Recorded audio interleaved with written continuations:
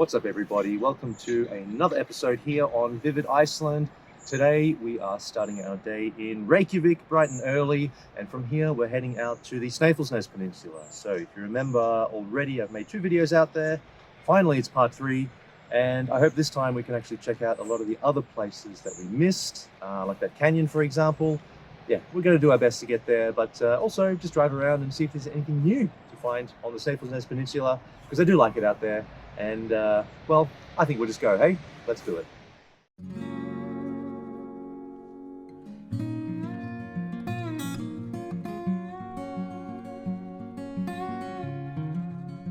Finally, I've made it back out to one of my favorite parts of Iceland, Snæfellsnes. And I've already been here in 2 previous episodes, so I'll of course put links to them in the description below. Our first stop was this incredible mossy lava field with a dramatic red lava rock area that just has to be seen to be believed. I really hope my drone and camera can bring out the insane colours that we saw here. While this area is predominantly coloured red, you will however find lots of other multicoloured lava rocks in random patches all over the ground. My friend Laurelle commented that it's a bit like an Australian Aboriginal painting, and I tend to agree. Walking further into the red lava stone field, you will reach the base of a massive extinct volcano which appears to have been used as a mine of some sort. As we got closer, we couldn't help but notice the phenomenal coloured bands that ran through the side of this volcano, quite literally every colour of the rainbow.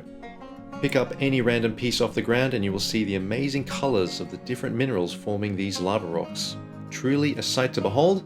And yeah, we probably spent a good 30 minutes or more here just gazing at these multicolored nuggets of volcanic beauty. Sorry to disappoint, but I won't be putting a link to this location in the description, at least not yet. Stay tuned for a future update about this place. Flying the drone up and around the volcano, of course, granted an impressive outlook over the expansive red and green mossy lava fields.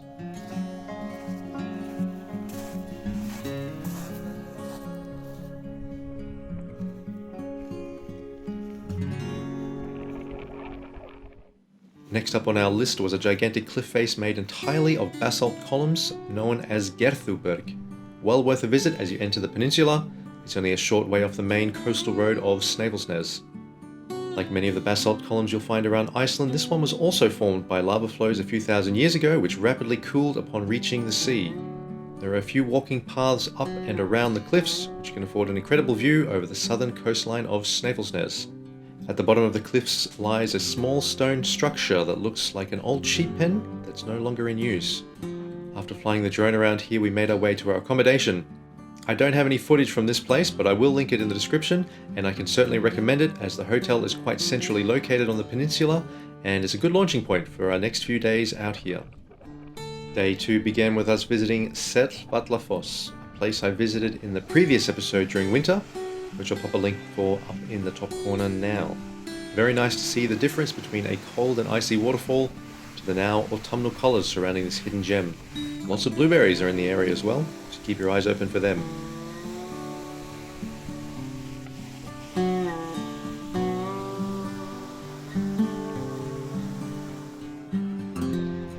We continued on past the familiar Kirkjufell until we reached this strange point on the map known as the Giant Padlock. Pretty self-explanatory. There is a way down to the waterfront from here where you can enjoy the scenic views of the coast, as well as copious amounts of kelp and algae washed up on the shore. Let me know in the comments if this stuff is edible. I'm quite certain it is, but I would like to know the exact name of the species of seaweed, before I eat any of it.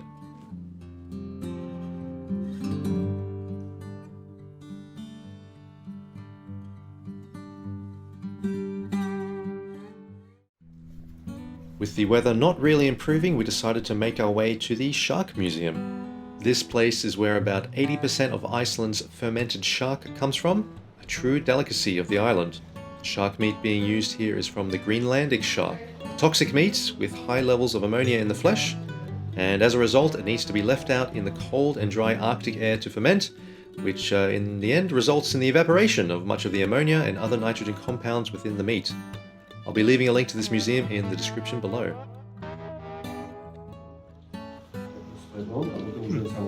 Alright. Not too bad. Go without the rye bread. Yeah, try without. Outside you have the opportunity to visit the traditional drying racks used to prepare the shark flesh for human consumption. Very smelly, but luckily for us the wind was blowing in the right direction. Well, at least most of the time it was.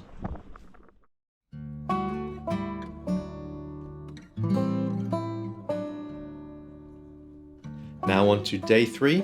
The weather had improved significantly since the previous day, and we made a proper stop at the famous Kirkjufell, which was also featured in episode 2. You can check out that video to see what Kirkjufellsfoss looks like, completely frozen over in the wintertime.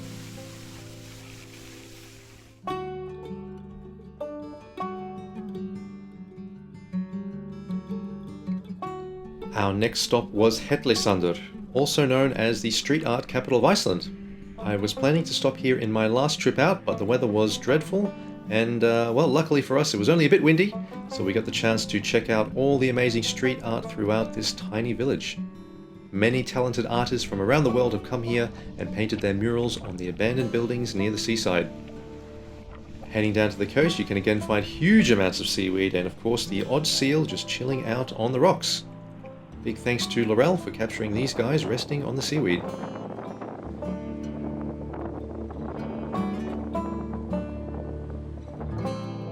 After hanging with the seals, we ventured further along the coastline to Skarðsvík Beach, another place I visited in episode 2 during the wintertime.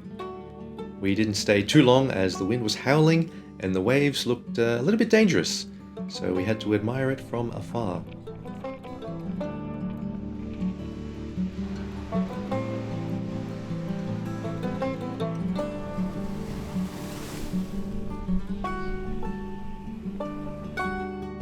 Driving further south, we made our next stop at Saxhóll, one of my favorite extinct volcanoes on the peninsula.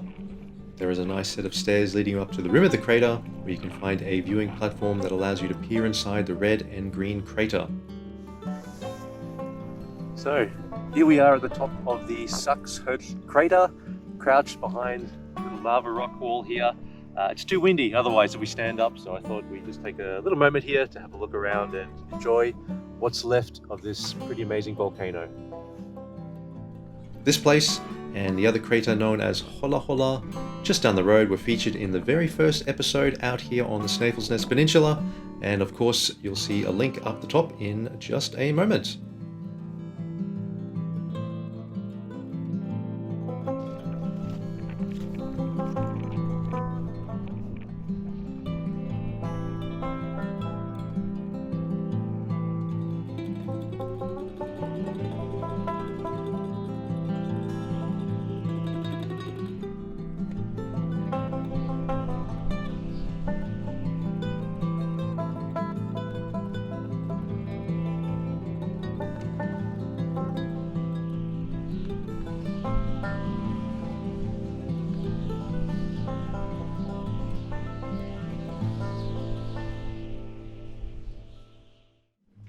A trip to the western edge of the peninsula would not be complete without a stop at Djúpalónssandur, a black pebble beach known for a shipwreck that occurred here many years ago. For more information about this place, check out the first video I shot here, which of course will be linked in the description.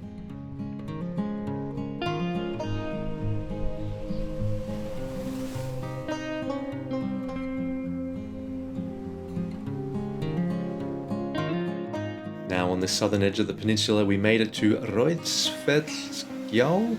Hopefully I've said that one correctly, it's a bit tricky. Anyway, this is a place I've been meaning to visit since we filmed our very first episode out here. This canyon is incredible and also very difficult to find if you don't know what you're looking for. The walk in is very easy, but upon reaching the canyon ensure you have rubber boots or other waterproof shoes, otherwise you won't be able to get too far in. In the winter it's full of snow, so the best time to visit would be summer or into the autumn like we did here. Also, don't forget to bring a headlamp. I'm using the Armitech ELF C2. Check out their website and use the promo code VIVID for a 15% discount at checkout, and I'll put more information into the description.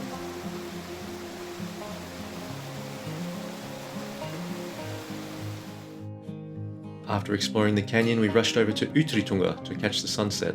I featured this place at the start of episode 2, as it's quite well known as a seal habitat. There's also a whale spine on the beach, which somehow I missed on my last visit here. But to our surprise, there was a flock of sheep casually grazing on the seaweed here, something which I have never seen before. I wonder if they were after the salt and other minerals, or perhaps they were just bored of eating, plain old grass. Laurelle got some great shots of these cute fluffy characters, and of course we spotted one seal off in the distance, keeping a close eye on these four-legged land dwellers. Oh yeah, and the sunset was pretty good too.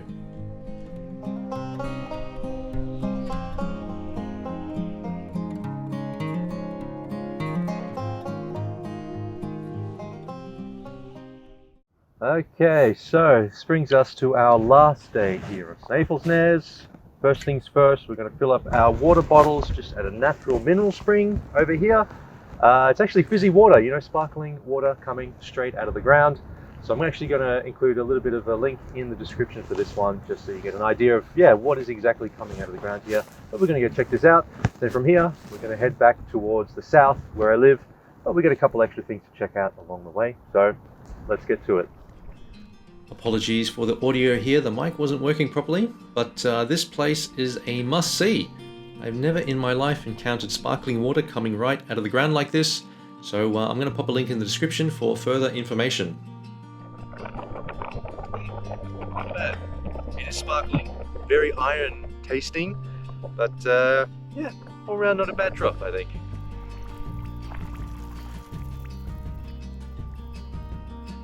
We finished off our travels on the peninsula by driving through the unbelievable landscape known as Berserkjahraun, the Berserker lava fields.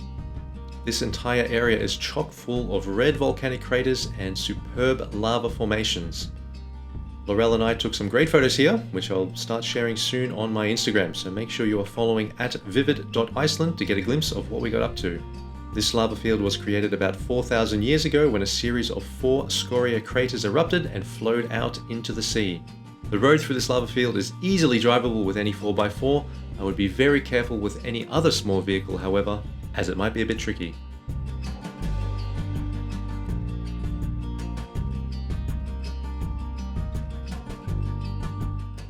As we left the peninsula and began our journey back down south, we drove through some incredible valleys and made our way to a little known waterfall called Lísafoss. I couldn't find much info about this place, but it's a very peaceful spot to get out and stretch the legs, and of course enjoy a picnic while the water rushes through the lava formations. That's all for episode 3 here on Snæfellsnes. There are so many more places I've yet to see on the peninsula, so make sure you're subbed to the channel for whenever episode 4 drops. Also, check out my friend Laurelle's photography work. I'll link her website in the description. For all your glacier tour needs, don't forget about my website, vividiceland.is. Get in touch with me there for further information about it. And I look forward to seeing you here.